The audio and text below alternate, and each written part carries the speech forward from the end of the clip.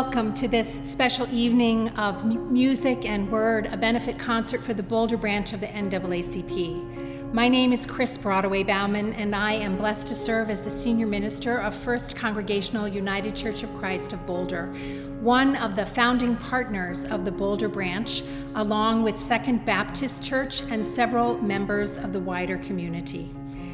For more than 100 years, the NAACP has been engaged in endeavors for justice and equity for all people, working ceaselessly to end race-based discrimination. We're grateful to Kajsa Teitelbaum and to Reverend Pedro Silva, who together hatched the idea for this evening event and called together artists in the wider community, poets and musicians to offer their gifts, to lift our spirits and to renew our strength, to work for a better, fairer, more just and loving world. If you would like to make a gift to support the work of the NAACP in the community of Boulder, please go to the website naacpbouldercounty.org or write a check and send it to the address on the screen. Grace and peace to you. Thank you for joining us for this online event and for offering your support.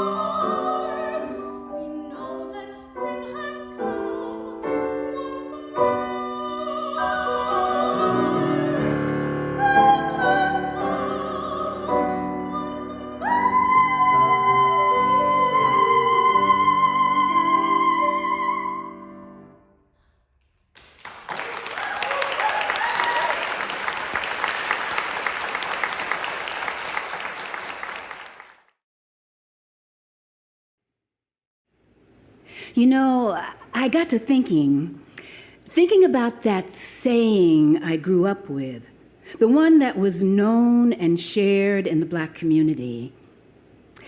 It was a warning, a piece of humor, a guideline for navigating the world of colorism and racial terror that we lived within. It was a statement of white supremacy and the established hierarchy based on it. It goes like this. If you're white, you're all right. If you're yellow, you're mellow. If you're brown, stick around. If you're black, get back, get back, get back. But what if we turned that hierarchy on its head and based human value on the significance of a Black life? When Black lives matter, we will recognize each other in the full color spectrum of ourselves, and our skin will not be labeled poor or hungry or criminal or threat, ugly or ignorant or less human set. We will see ourselves for who we are, the good with the bad, the forsaken with the cherished. And our man-made divisions will give way to our curiosity about each other and the wondering of what could we create from that? When Black lives matter, diversity won't mean tokenism. Participation will be full-on inclusive without fear of losing something of value, scarcity, or the giving up of power. The privilege of silence will not be neutral. The words we all now swallow will have opportunity to express, and the heart of hearing will have resonance with our sound. Our hearts will speak before our tongues, and our children will know us as protectors when Black lives matter.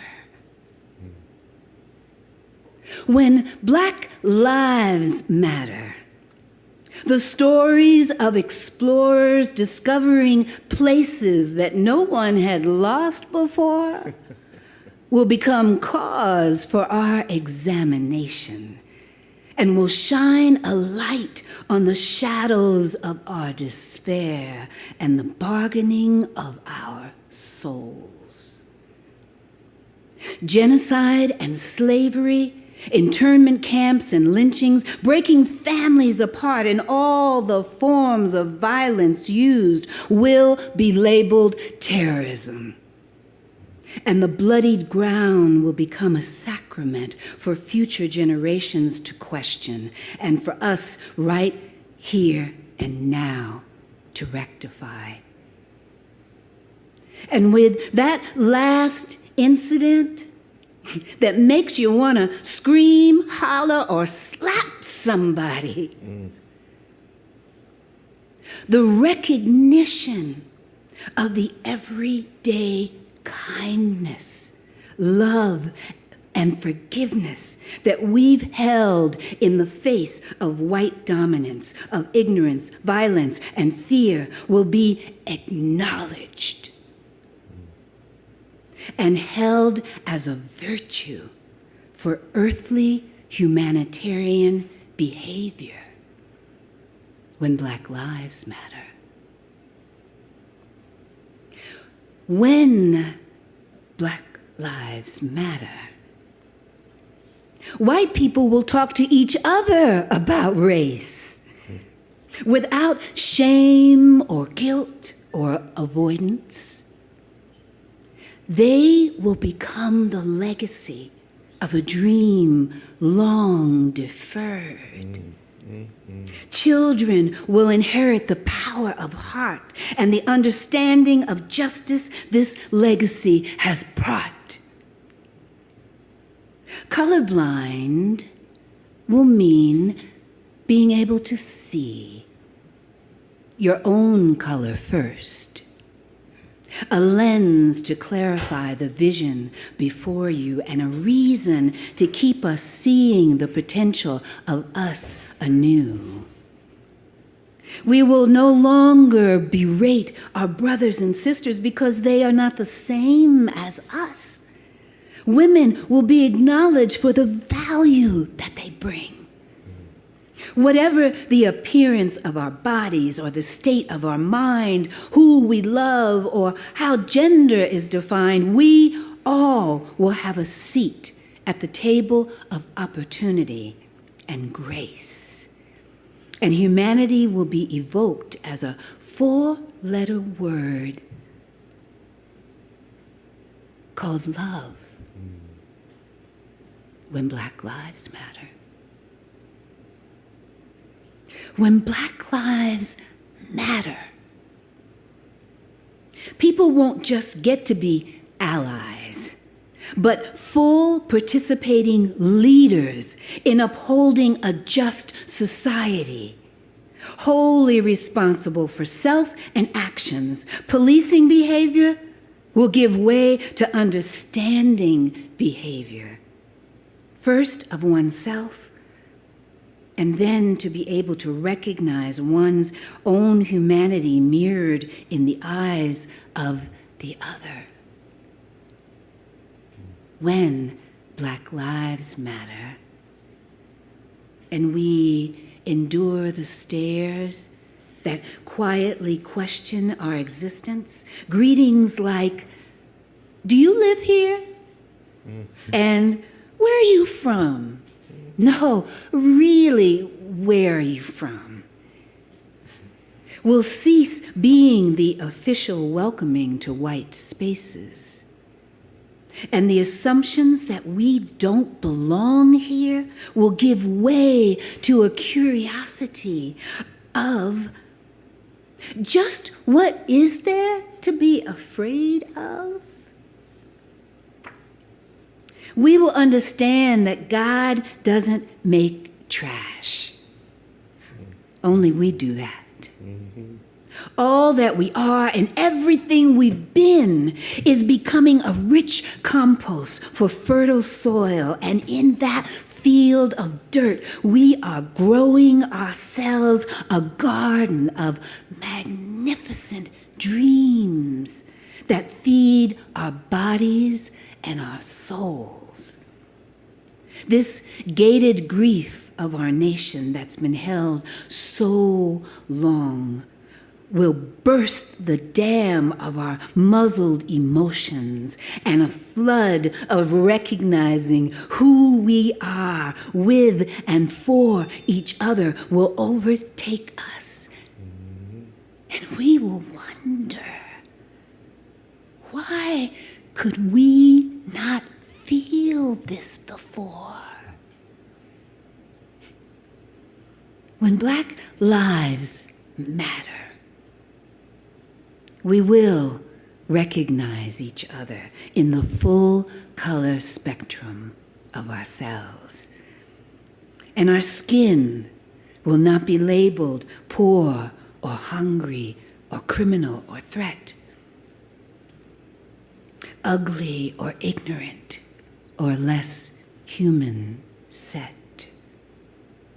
We will wake up to a world unlike we've ever known before.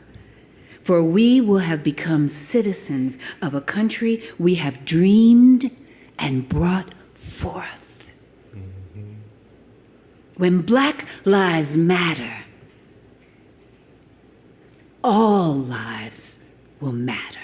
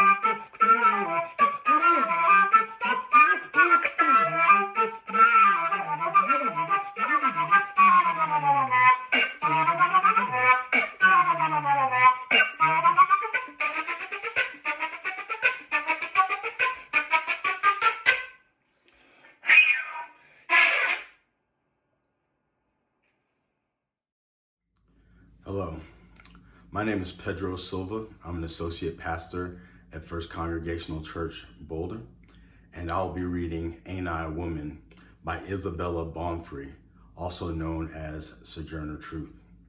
And for those who are not familiar with Sojourner Truth, she was born into slavery and then walked away, according to her account of it, when her master did not keep his promise to set her free. And she became a fierce advocate for women's rights. And this portion of a speech that she gave is from a women's rights convention in 1851. And I first, when it came to my heart to read this, I thought to myself, maybe I'm not the person to read this, even though I wanted it to be read.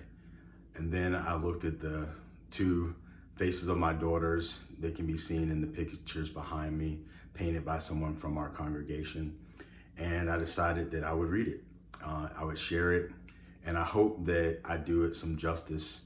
But more than hoping that I do some justice to the reading, I hope that the reading continues to foster a heart for justice in our communities. Ain't I a Woman by Sojourner Truth.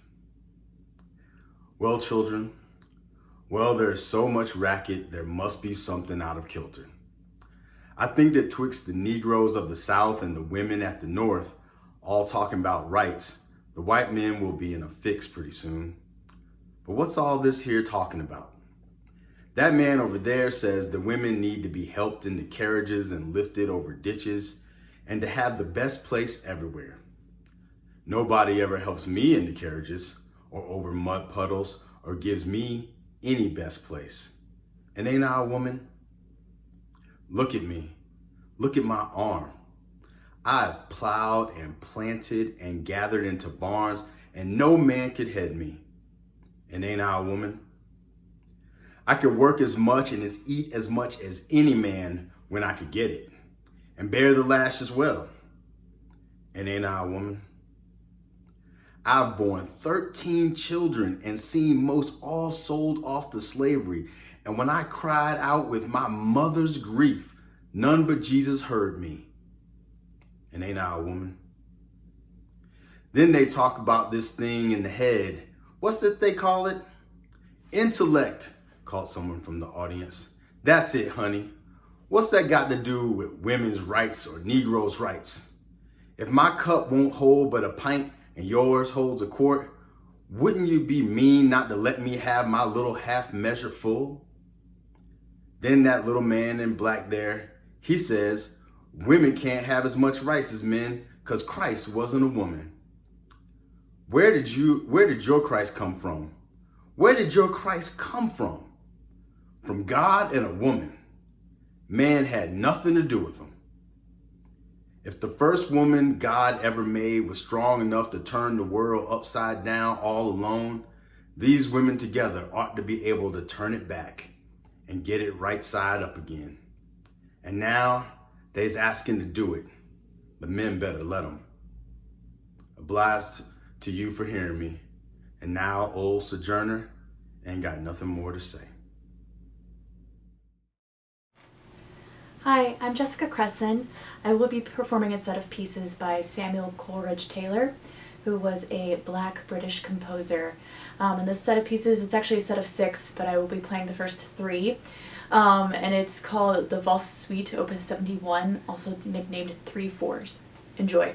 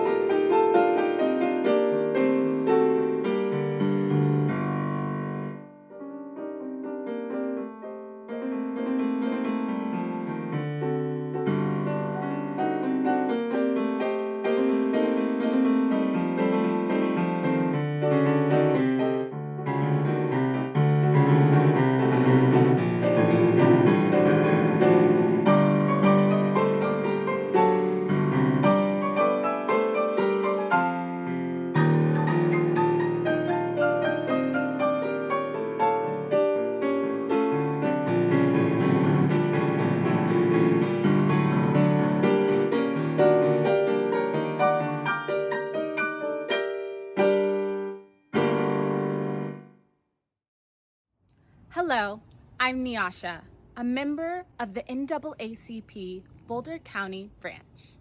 Your donation shows just how much you value the musical and vocal arts. This benefit concert will help to sustain the work for equality and justice that's being carried out by the NAACP Boulder County. Thank you for your generosity, and I hope that you enjoy the rest of the show.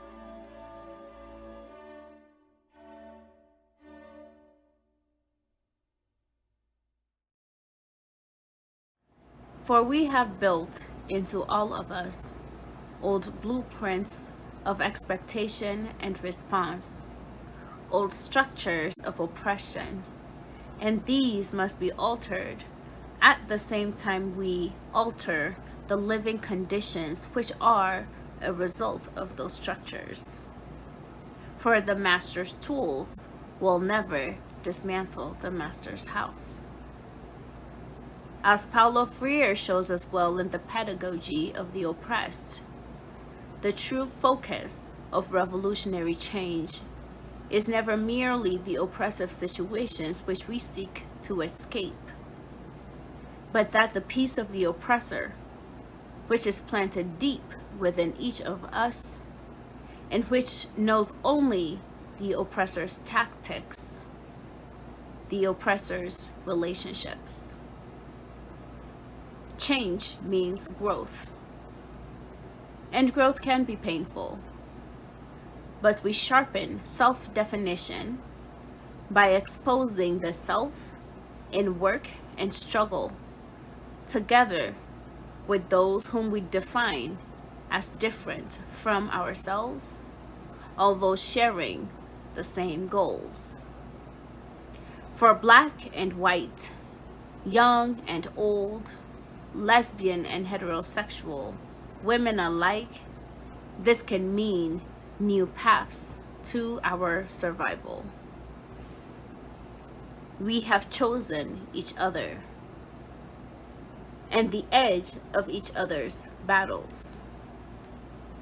The war is the same. If we lose, Someday women's blood will congeal upon a dead planet. If we win, there is no telling. We seek beyond history for a new and more possible meeting.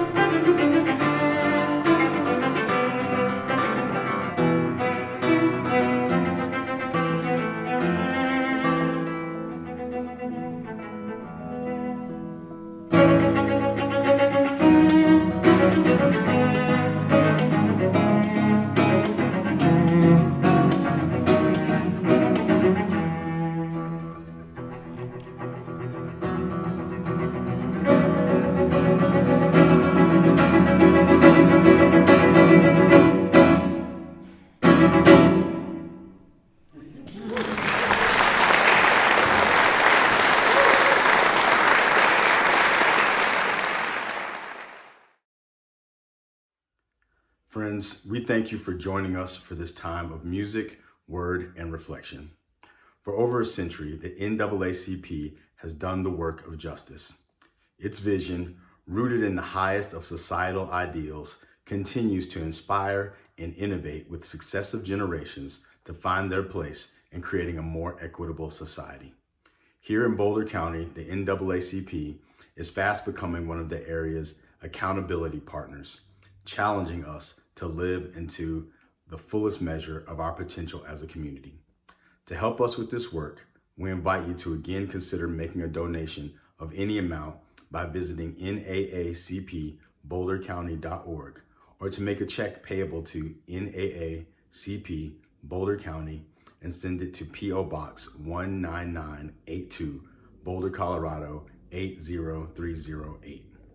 And if you were inspired by our time together, we invite you to share this event with others via your email or your social media platforms. As Dr. King said, the arc of the moral universe is long, but it bends toward justice. With your presence and your sharing, it's our hope that we've done some small part in drawing us closer to justice. Go in peace.